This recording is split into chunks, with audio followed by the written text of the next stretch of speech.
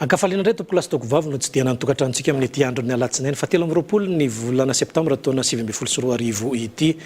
Mazava ho azy fa ny hetsika ara-panatanjahantena no iarahanao amin'ny tenako rehefa toy izao. Betsaka no resahantsika na ny eto toerana io na ny avy any ampitatra amin'ny masina ihany koa ary dia manasanao moa anjosiana araka izany hatramin'ny farany.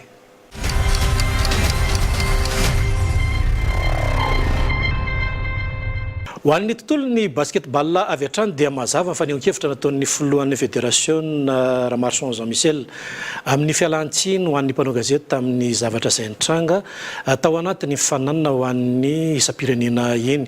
Araka izay dia misy ihany koa ny tety andron'izy ireo sy ny fanendrena azy eny anivo ny vondrona aty amin'ny faritra Afrika sy manerana izao tontolo izao. Dia rahantsika izay fanampanazavana izay.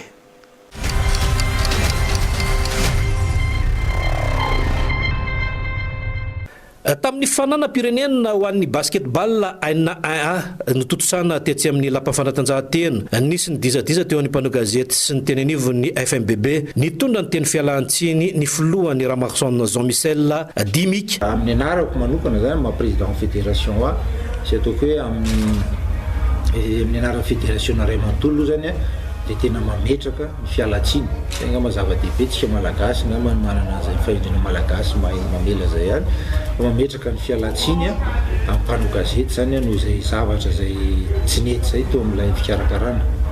Ohatra ny zavatra rehetra atao ihany io tsara mametraka fa ny fédération na dia ataoko hoe fa ampolo maro ary ny organisation ataony dia tsy olona ataontsika hoe miasa na professionnel ao anatiny ho azy io. Ka ny teny misy misitona lakolosy ny sasany angaty tsy mila mpanao gazety tsony zany angambany amin'ny teo frantsay hoe allo tsy asiana mauvaise foi le izy, tsy asiana hypocrisie le izy fa tsy misy fanatanjahantena androso raha tsy misy ny communication. Aloha zava-tsara izy anefa no tena misarika ny communication mpanao gazety voalohany. Maro ireo fananana izay miandry Madagasikara ho an'ny fédération malagasy sy ny basketball eto amintsika. Teny zany Jean-Seta loto eto Madagasikara le izy fa manahirana be ny organiser azy. Zay aloha tena sahirana nenao zay fa Jean-Seta aloha zany satria zay be dia be l'activité. Zay zany voalohany io zany mety any mois de fahitako azy mety mois de novembre na ohatrohatry zany. Octobre, novembre, fin octobre. Dia tsy haiko hoe aiza ny placena zany. Dia faharoa efa tena ao anaty mise en place new zay zao le lancement les juniors NBA dia atao le 15-16 novembre. Io zany le lancement officiel la junior NBA dia ho avy eto zany misy olo tena ny NBA amin'ny fotoana io mandritra an'ilay 2 jours dia anomboka eo ilay ligue NBA pendant 2 mois et demi. Io zany le école telopolo lehilahy folo vehivavy anao le junior NBA. Zay zany faharoa fa ny lancement zany io atao io 15-16 io ny tena hoe événement majeur.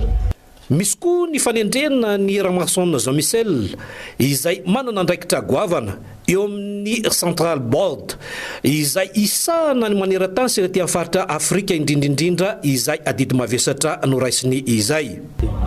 Anankitelo le izy dia voalohany ny adisiteo ny basket vehivavy io zany tena pilier anankiray ngeza be développé na basket ny vehivavy. Ny vehivavy moa zany ao amin'ny basket tsy voatery mpilalao ihany fa dia faharoa ao anatiny koa 3 contre 3 zavatra ngeza be ary fahatelo développement fédération. Zay telo zay zany ny tena axe stratégique dia io le hoe manara-maso koa ny fitantanana ny basket eran-tany. Zay ohatra n'ireny asana conseil d'administration rehetra telo-ambin'ny zay zany mielo ao anatiny 2 avy ato Afrika, 4 avy ao Europa, 3 avy ao Amerika, 2 avy any Océania ary 2 avy any Asie. Dia io bureau central io rehefa avy eo io elo zany apindro président de zone anankidimy dia apin'ny NBA solotena ny NBA anankiray vice président ny NBA dia apin'ny représentant ny joueur eran-tany. Dia zay amin'izay dia anankiray farany zany choisi no ny compétence en particulier. Dia zay rehetrarehetra zay zany eo amin'ny 20 constitué ny bureau central mondial. Dia bureau central io amin'izay zany no tena hoe mijery ny fitantanana ny basket eran-tany. Niakatra eo amin'ny toerana avo lenta ny fitantanana basketball eto Madagasikara amin'ny ankapobeny ary atokisan'izao tontolo izao isika matoa tafiditra ao anatin'ny itony sehatra anisan'ny goavana maneran-tany itony mendrim-piderana izany.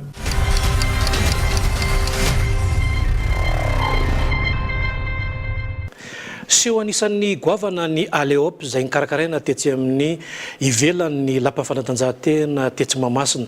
Nandritry ny atelona moa ity hetsika anisan'ny goavana ity na herin'ny 90 ireo mpandray anjara tao anatin'ny izany afa-po mikarakara ary nilaza ny filohan'ny fédération fa izao no singa iray anisan'ny mampivelatra ity 3x3 ho an'ny basketball eto amintsika ity ndeha rahantsika izay.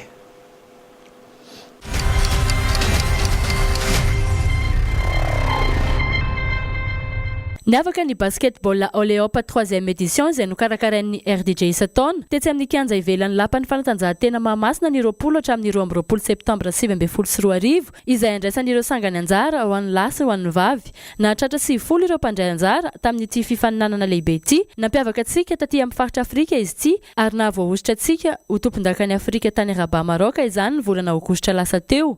Efa tafiditra tsara ao amin'ireo mpilalao malagasy ny taranja basket 3x3 ka izao hoentina amin'ny fifaninanana izao. Singa iray ahafahantsika mivelatra eo amin'ny sehatra iraisam-pirenena ity taranja ity ary efa nahazo fankatoavana avy amin'ny fédération malagasy ny basket eto amintsika izany. Ka izay no anisan'ny mampiroborobo azy ity eto amintsika amin'izao fotoana izao. Izay fiaraha-miasa miaraka amin'ny fédération malagasy ny basketball eo ambany fiahindra Marsan Jean-Michel sy ny fianakaviam-ben'ny basket. Tanareo ekipa valo enjana tamin'ireny 23 reny ary nahitana ihany koa ny ekipa efatra ho an'ny sokajy vehivavy izay andray anjara amin'ny finaly io. Afa-po tokoa ny mpikarakara satria vory dia vory ny olona ary tsara ny résultat hita. Iny reny hitantsika reny moa zany ny 18 izay raha naniasa tamin'ny fédération malagasy. Tanora izay moa zany dia tena tsy ilozan'izay tanora izay mihitsy zatra mihetsiketsika be mataitaitra tsara ambiance be atao anatin'izay daholo nefa basket lalovina ihany ny talenta isan-karazany mivoaka daholo izay moa zany zatra mpanantenantsika mpanantenanay anareo petit basket rehetrarehetra. Fa izao mihitsy tena esprit 3-3 tena izy zany hoe ao amin'ny 3-3 dia misy ny atao hoe kirakira discipline zany zay ny fédération dia misy ny atao hoe promoteur. Eto zany le promoteur RDJ dia misy ny mpilalao sy ny mpisirasira rehetra na reo gazety sy sisa. Ka izao ataontsika hoe formule zao zany natao hoe formule gagnante. Hatramin'izay zay teletaona sahirana mitady promoteur dia nanosika zay. Fédération sady promoteur ny organisateur hitanareo fa tena azakazaka ambany farafara ilay satria fédération be dia be ny zavatra atao.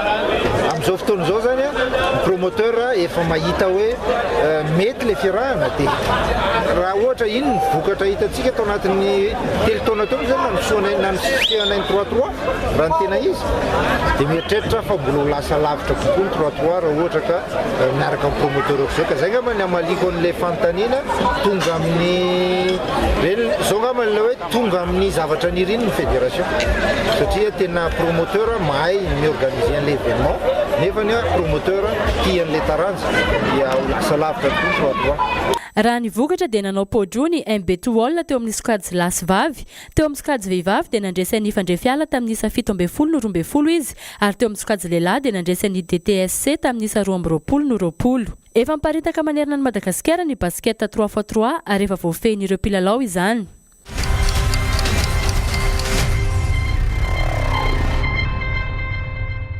Fa eo amin'ny Ayady karaté dokosa indray dia ny maraina teo no nanainga tetsy amin'ny seranam-piaramanidiny iraisam-pirenena ireo mandrafitra ny voafantana tao anatiny izay sehatra izay. Ny fatenana azy reto moa raha ny fanazavany ny filohan'ny fédération dia tao anatin'ny fananana ho an'ny tompon-dakan'ny Madagasikara ny setrany amin'ny efajato izy ireo ka ireo sokajy tao anatin'ny sivoka hatramin'ny 12 taona no nandray anjara tao anatin'ny izy ity samba no nisy teto Madagasikara izany. Araka izany dia ametraka izay eo amin'ny comité sy ny kata izay reto zandry eo amin'ny Ayady karaté do ireto. Andeha rahantsika makasika izay.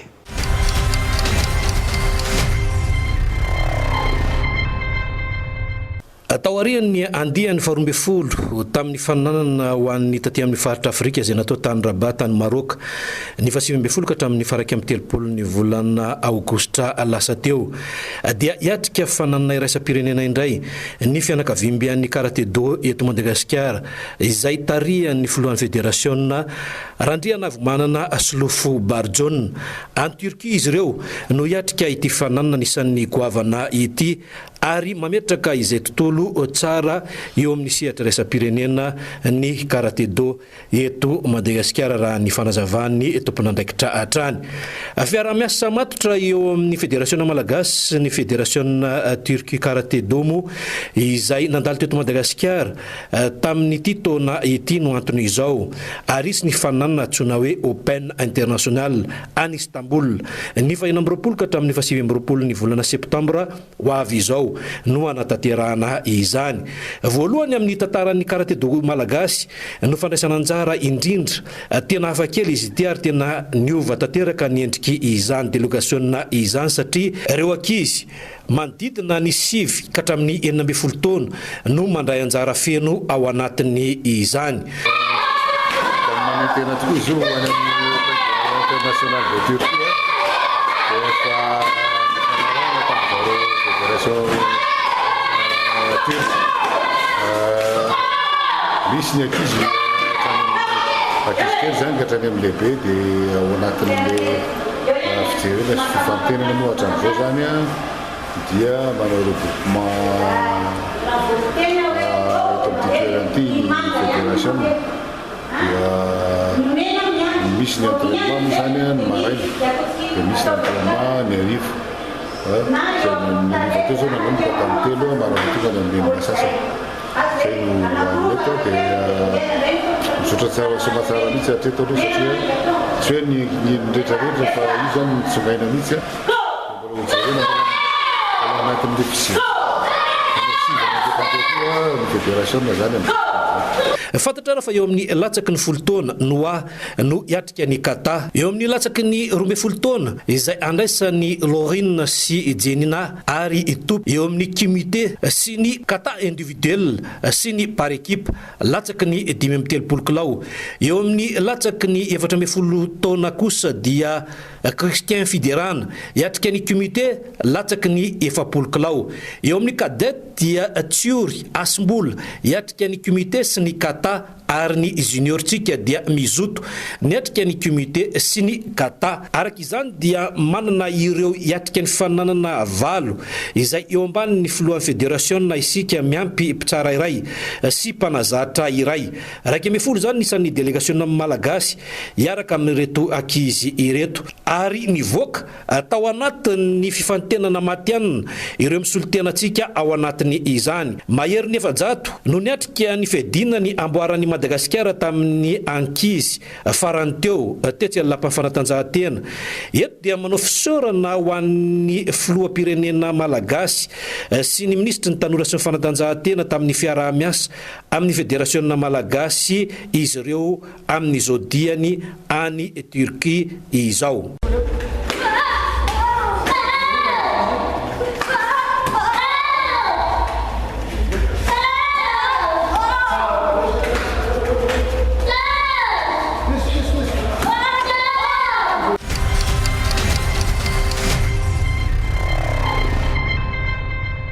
Fa ho an'ny aditondro kosa indray dia mazava ny fanehoan-kevitra nataon'ny filoha fédération Rabarson Yermamy sy ny mpanazatra nasionaly ihany koa i Félix dia efa ao anatin'ny toerana tanteraka isika eto Madagasikara amin'izao fotoana izao misy ny fanatsarana azy ity efa nametraka izay medaly volamena izay tsika tamin'ny andian'ny fafolo tany Maurice tao amin'ny lalaon'ny nosy ary teo ny ampaifadalantsika tamin'ny andian'ny 12 tany Rabat Maroc araka izay ny tanjona amin'ny ity taona ity dia ny amonjetsika izany hoe Jeux olympiques izay ndeha rahantsika fanampanazavana.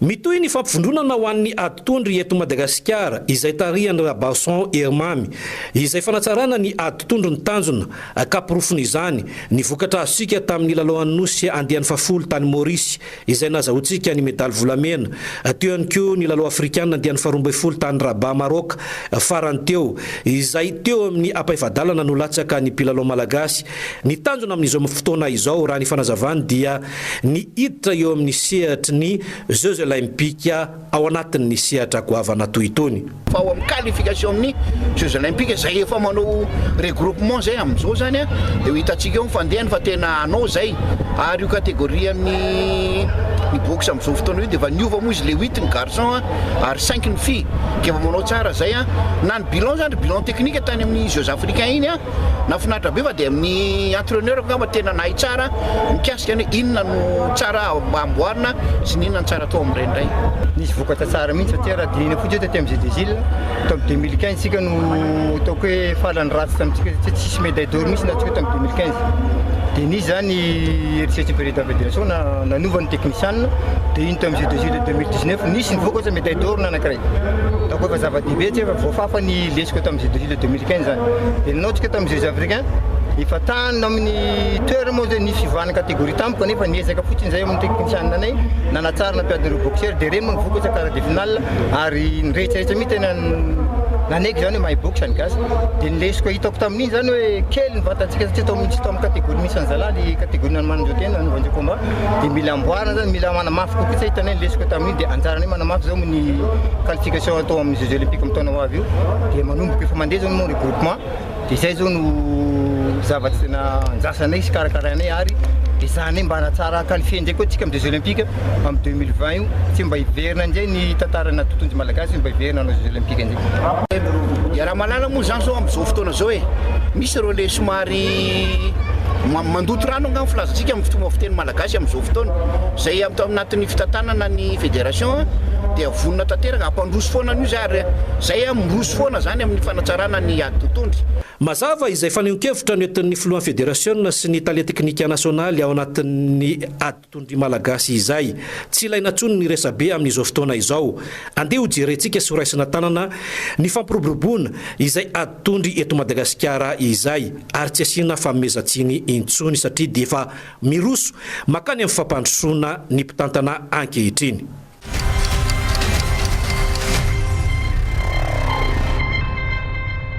Miatrika fampiofanana lehibe ireo mpitsara sy ny mpilalao indrindrindrindra saika manerana Madagasikara izy ity ho an'ny aiady Muay Thai eto amintsika voafehantsika tanteraka izany aiady izany raha fanazavany ny filohan'ny fédération ary tonga eto ilay manam-pahaizana manokana Fabrice Melano hitondra ny traikefany ho antsika eto Madagasikara ny makasika izay.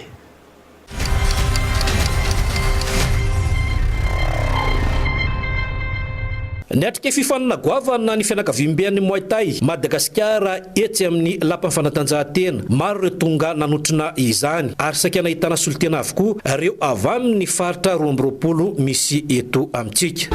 National ty zany hoe international natsona naketo Madagasikara nanome formation any ato amin'ny Muay Thai Madagasikara fa aorinan'ity zany dia misy ny stage international izay atao any France dia amin'ireo ankizy ireo moa zany misy mandeha fa mbola misy hoe misy vague zany le izy hoe misy hoe première vague mandeha ny voalohany dia mandeha ny faharoa dia mandeha ny fahatelony zay ny eritreretanay amin'ity taon'ity zany hoe mba misy sortie intelo zany le ankizy dia eo anelanelan'izay zany misy ny gala international izay fampionana ihany amin'ny taranja maromaro amin'ny firenena lafa nosy ravavy zany. Fédération de malgache de m'accueillir.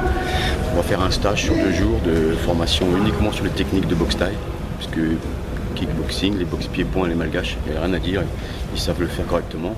Donc on va se perfectionner avec les techniques de coude, les techniques de genoux, les techniques de corps à corps, tout ce qui est vraiment spécifique à la boxe thaï. Voilà.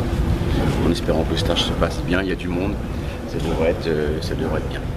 Merci. Zany hoe fanaman'efa ela izy io fa hiara-miasa akaiky amin'ny Madagasikara satria isika malagasy koa moa nahazo ny directeur technique ny international ny Océan Indien dia hivelatra kokoa zany Muay Thai malagasy ka tsara misy fiaraha-miasa amin'ny namana ohatran'izao malala tanana tonga tsy misalasala fa tonga dia miara-manampy ka nampy sy anosika ara teknika satria ny tsy fahafahana moa be dia be eto zany betsaka tsy afahana manao zavatra kanefa tena manana atletytsika manana perfectionnement tsara ny atleta fa no ilay tsy fampino eo amin'ny fotodrafitrasa sy ny rehetra dia zay no mahatonga tsy tafaboaka tsara ilay ankizy ka izy ngamba eto satria ny vazaha moa matetika rehefa tazana aingana koa izy rehefa tonga akaikikaiky eo dia mba ahafahana koa mba miperfectionne ainga akaikana satria ny fisiny zany dia zava-dehibe eo anay fahatongavana eto mba afaka manampy ny ara-teknika ny fanosika miaraka amin'ny manamana azy dia mampivelatra ny team Muay Thai ity eran'izao tontolo zao.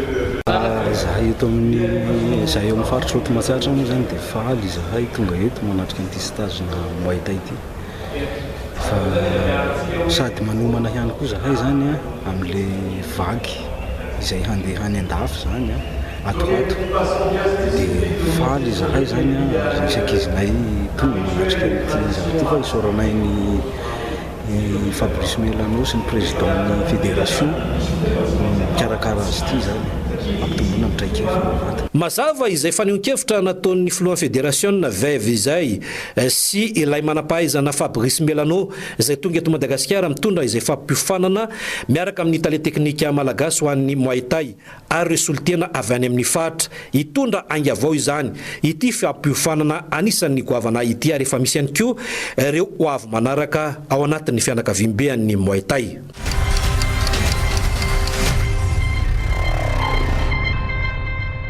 Fa eo amin'ireo maresaka iraisam-pirenena kosa indray dia manankarim-baovao mahakasika izany tsika indrindra moa fa ao anatin'ny fedina ny tombon-daka eran-tany ho an'ny baolina lavalava izay atao any Japon ihany koa isika amin'izao fotoana izao ihany koa ny baolina kitra izay fanadihadiana rehetrarehetra izay iarahantsika amin'ny Zina Rakototsieno.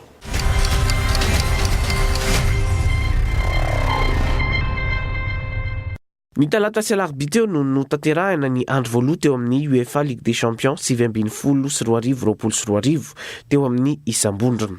Lalao 40 no tanterahina tamin'izany. Ny tena nanamarika ny rehetra moa dia ny lalao teo amin'ny vondrona A izay niona ny ekipany Real Madrid sy Paris Saint-Germain. Ireto farany dia efa imbetsaka no niona tao anatin'ny 5 taona izay. Fa raha ity lalao ity dia samy nampijoro ny mpilalao hita ho namiratra sy novidiny tamin'ity taom-pilalaovana ity ny rotonta teo Eden Hazard izay nilaritra ny larana fahasivy ho an'ny Merengue ary ny fijoroan'ny Icardi kosa ho an'ny ekipan'ny Renvohitra. Tao amin'ny minitra faha 40 dia efa nanokatra ny Issa Saady Di Maria ary mbola nampiny izany teo amin'ny minitra faha 30.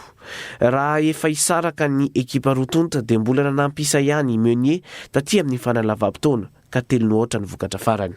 Fa raha ny lalao hafa dia lavy ny Valence tamin'ny Issa 2-0 i Chelsea. I Naples kosa dia nampiondrika ny tombon-daka farany Liverpool tamin'ny Issa 2-0. I Barcelone dia voatazony Tottenham 3-0. I Juventus sy Atletico Madrid ihany koa dia nisaraka sala 2-2. I Manchester City dia tafavoaka mora foana nalohana ny Shakhtar Donetsk avy any Ukraine. Amin'ny talata sy alarobia heriny indray zany ny lalao manaraka izay tafiditra ao anatin'ny andro faharoa eo amin'ity fifananana Ligue des Champions en Europa ity.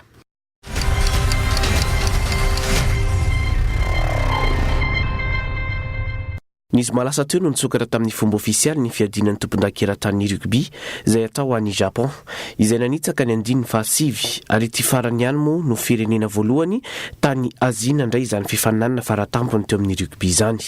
Raha tsy aivina moa dia isan'ireo firenena mandray anjara dia 20 ary ny roa amin'izy ireo no solitenan'ny Afrika dia Afrika Atsimo sy Namibia. Tsara ny mampatsiahy kely fa i Nouvelle-Zélande no tompon-daka farany.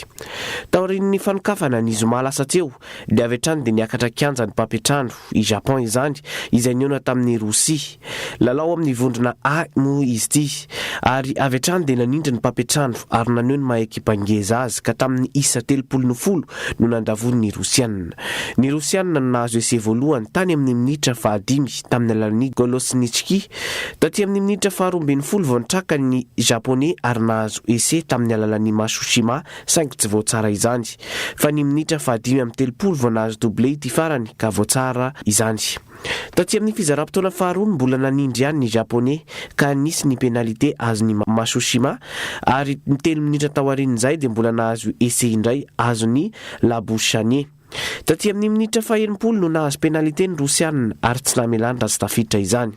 Saingy 4 minitra taorian'izay indray dia mbola nahazo isa 3 ny Japonais. Teo dia efa nanomboka fantatra ny mpandresy saingy mbola nisy ese fanefany indray azony japonais ary nampiondrika tanteraka ny zareo rosianina. Tamin'ity farany enandro ity moa dia mbola nisy lalao enina akoatra ny lalao fanikafana iny ka toy izao ny vokatry ny lalao tamin'ny sabotsy. I Australie dia nandava ny île Fidji tamin'ny isa 7-30. Ny sabotsy teo ihany dia niakatra kianja ihany koa i Frantsa izay niona tamin'ny Argentine ka lasa ny bleu tamin'ny isa 13-20 ny fandresena. Ny lalao tena niandrasan'ny maro dia ny lalao teo amin'ireo firenena goavana indrindra maneran-tany dia i Nouvelle-Zélande sady tombonaka farany ihany koa niona tamin'ny Springboks avy any Afrika Atsimo ka tamin'ny isa 13-13 no nandresen'ny All Blacks.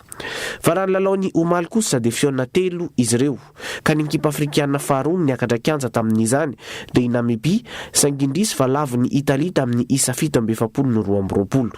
Irlande kosa dia nivoaka mpandresy tamin'ny isa 17-3 nanoloana ny Écosse ary Angletera kosa dia nandresy mora foana ny Tonga tamin'ny isa 10-3. Raha ny filaharana ary aloha dia mitarika ao amin'ny poula A Irlande sy Japon manana isa 5 avy. Ny poula B kosa dia Italia no mitarika manana isa 5, i Nouvelle-Zélande no manaraka azy eo manana isa 4.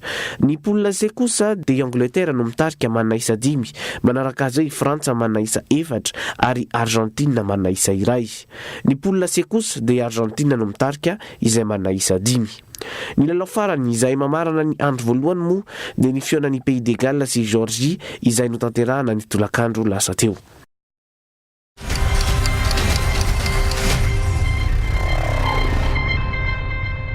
Aretina tompoko lasa tompo vavy no fiarahanao tamiko tamin'izao ariva izao antena sinoana fa zava-dehibe ny fiarahantsika tao anatin'iny hetsika ara-pandanjahantena eny isorana avokoa isika rehetra naritra sy ny haino hatramin'ny farany fankasitrahana manokana ihany koa ny atolotra ho an'ny Erika Sino nampita ny sarotry ny fivavahana tokatrantsika tany tsy adino mpampiakanjo ny sport mbola izy sy making kompania izay miara-miasa akaiky aza tonoana fa ny eto amin'ny fahitalavitra ny kolo dia mbola betsaka ihany koa ny rahantsika amin'izao ariva izao aza miala amin'ity fahitalavitra tena akaiky anao indrindra ity ny tena kosa mirary takariva sambatra mametraka ny samy tsara samotain'Andriamanitra.